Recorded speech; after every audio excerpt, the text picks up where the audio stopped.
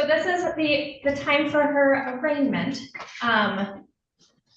She does not So it's, consent to any of this. She consents to nothing. So we don't want the lawyer tricking her into accepting something. That's all I'm looking for. She doesn't want a lawyer. right, are you you said you're her father or her parent? Yes, I am. Okay, is there like a guardianship in place or something like that? No, I'm just helping her protect the rights that she has because we're not even sure what ones she has, but we're not giving up any. She does not consent and she does not want a lawyer. Person signed in as Francesca Whiteford. Can you hear me? Yes. You are Miss Whiteford, is that correct? Yes, correct. So I will call case 268352SM1. Ms. Whiteford, you are appearing for arraignment purposes this morning, and you're appearing with Ms. Mistley, who is the defense attorney with the Michigan Indigent Defense Commission, here to assist you. Ms. Mistley, did you have the opportunity to review the allegations on the complaint, nature of the offense, and possible maximum penalties with Ms. Whiteford? I did not. If we could double check her phone number, please. Sure. Ms. Whiteford, what is a good phone number for you? Right, well, I'm going to place you and Ms. Mistley into a breakout room, which is a private meeting room that you'll be able to discuss your case with her, okay? Okay.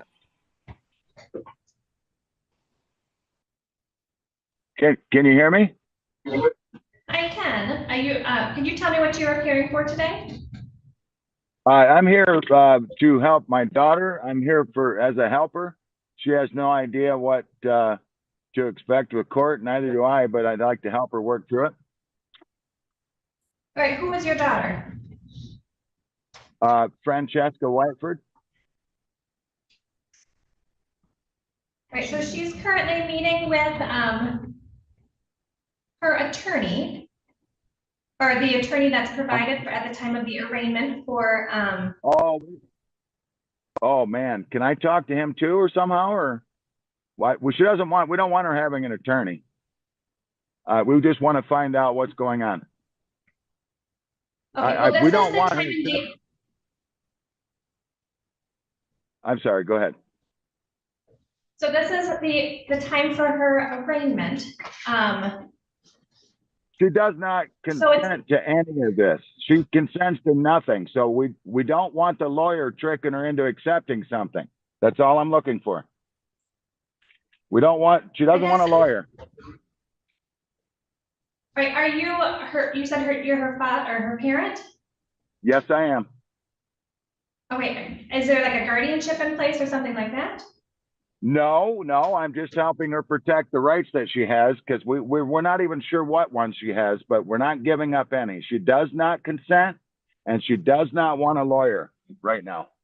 If you have an advocate for her that we can ask legal questions to try to understand this quagmire, that's great. She does not want a lawyer right now. She does not plead anything. She's going to stand mute. Right, so if you're not her guardian, you would not be able to speak for her, and this is the time of the arraignment. Well, it's my understanding that with her consent, she can call on anybody for help with her consent, and that's exactly what we're doing.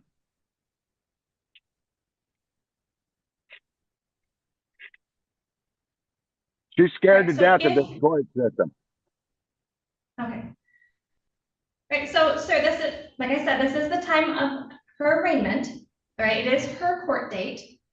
I have no problem with that if you're present, but at this time it's not appropriate for you to speak for her.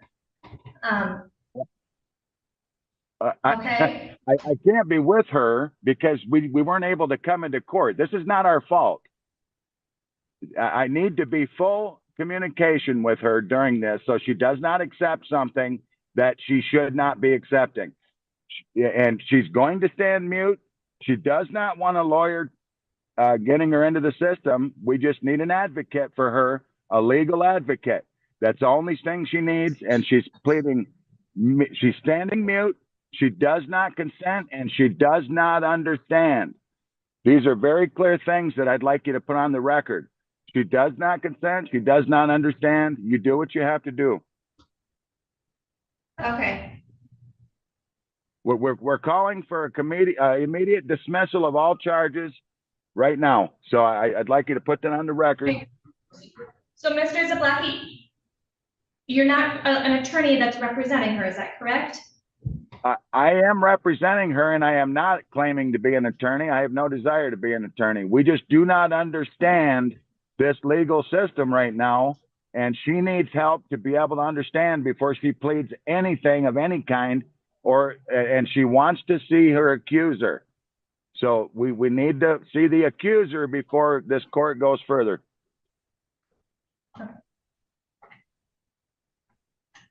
Right, so right now, she is meeting with the MIDC attorney, okay? I can't even believe it. She got tricked into it. I'm not happy. Okay, I'm not happy at all with that. She's being tricked into that. I want that on record. She does not want a lawyer right now. All right, so Mr. Zablocki, so at this time, you are not her attorney and you do not have guardianship or legal power of attorney or anything like that over her, is that correct?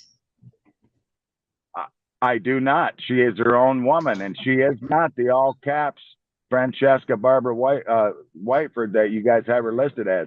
We're very confused, and we're feeling like we're being rushed and we're being abused by this system. She needs somebody to talk to before she gets it, before she agrees to anything at all with your system. Zero. So, Mr. Zablocki, because those things are not present, you speaking on her behalf is not appropriate at this time, okay? When does her helper get to speak then? I'm here now. Okay, so I'm going to place you on mute at this time, and I will inform the court of what's going on, okay? So, Ms. Mistley, Mr. Steven Zablocki is indicating that he is the father of Miss Whiteford. He has not indicated that he is an attorney representing her or has any legal authority over her, but he expressed some concern. I have placed him on mute at this time. Well, she's a 33-year-old woman, perfectly capable from my discussion with her of making decisions. She's very competent. I have no hesitation about proceeding. Okay. Okay, so in that case, did you have enough time with Ms. Whiteford? I did, and we will waive a further reading of the misdemeanor complaint, tender pleas of not guilty, and request assigned counsel at this time. So in that case, Ms. Whiteford, we will enter that not guilty plea on your behalf. In order to complete a petition for assigned counsel, I need to place you under oath and ask you some questions. Can you please raise your right hand? Do you swear that the information you're about to give will be the truth to the best of your knowledge? Yes. All right, thank you. You may lower your hand. So in that case, an attorney will be assigned to you. For you, the next step in the process is a pre-trial conference. It will be scheduled for August 13th at 9:30 a.m. And Okay. that's in person here at the district court. Okay. In front of who? Right.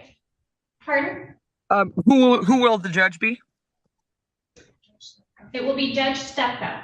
Okay. Okay. You should be hearing from your attorney within the next week. So if you have any changes in your contact information, please let the court know immediately. Not only is that where we're mailing your notices to, but it's also the information that we would be giving that attorney in order for them to reach out to you. Okay? Okay. In that case, Ms. Mistley, it does not appear that bond has been set in this case. Is there any information I should know regarding bond? Also, Ms. Whiteford is 33 years of age. She has two children, a 5-year-old girl, 14-year-old boy. She has resided in Traverse City since she was about 15 years of age. As she just told you, she has recently started a new job. I'm not aware that there were any problems with her appearing in court as scheduled in her previous cases. She did share with me with regard to her prior record that those incidents occurred as a result of her substance use disorder, which she has successfully gotten controlled substances out of her life, and she's to be commended for that. She has not used any heroin in how many years did you tell me? Since 2018. Yeah, since 2018. So she's doing a great job there, which certainly would lead me to believe she'll have similar success with alcohol. Yes, I know. I have no doubt that she will appear for every hearing and follow all of this court's bond conditions. We would ask again for a personal recognizance bond and the standard terms and conditions involving an operating while intoxicated case. Thank you.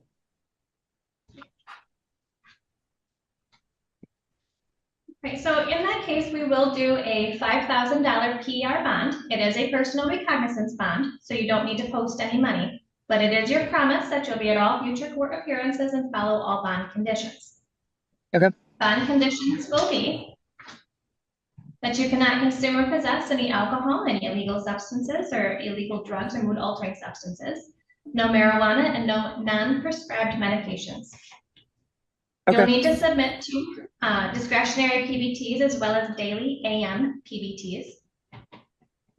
Okay. You'll need to submit to discretionary urine screens. Discretionary simply means that anytime the police or the court would request a test from you, you would have to submit to that. You could not refuse. Okay. You shall not enter into any bar or casino. You cannot engage in any threatening, intimidating, harassing, or violent behavior towards any person, and you must be respectful of all court employees, service, and/or care providers. You may not operate a motor vehicle without a valid license, registration, and insurance, nor with the presence of any alcohol, illegal substance, or controlled substance. Do you understand those bond conditions? I do not understand. No, exactly. It's kind of confusing. Okay. Right, so the PBT test, there's PBT testing, and there's also urine screens that are discretionary. So the only time that you would have to do those would be if the police or the court requested one from you.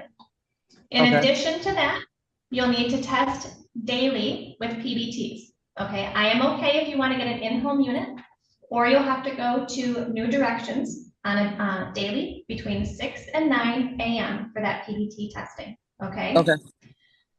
You will get an email by 3 p.m. with those instructions. If you do not get that email, make sure that you reach out to the court to make sure that we have your correct email address, but also to make sure that you have those instructions so that you can remain compliant. If you have additional questions, you can always speak with our bond officer, and she will be able to help you with some of those questions, okay? All right. And then what do I do? I'm not sure if my license is valid or not because I got it said that I refused the chemical test. Does that mean it was instantly suspended, or I don't understand? Oh, I am not sure. I wouldn't be able to know if your license is valid. Ms. Mistley, it looks like you wanted to say something. Yeah, so it was valid before, let's say on June 19th, you had valid driving privileges, correct? Correct. And chauffeur's license.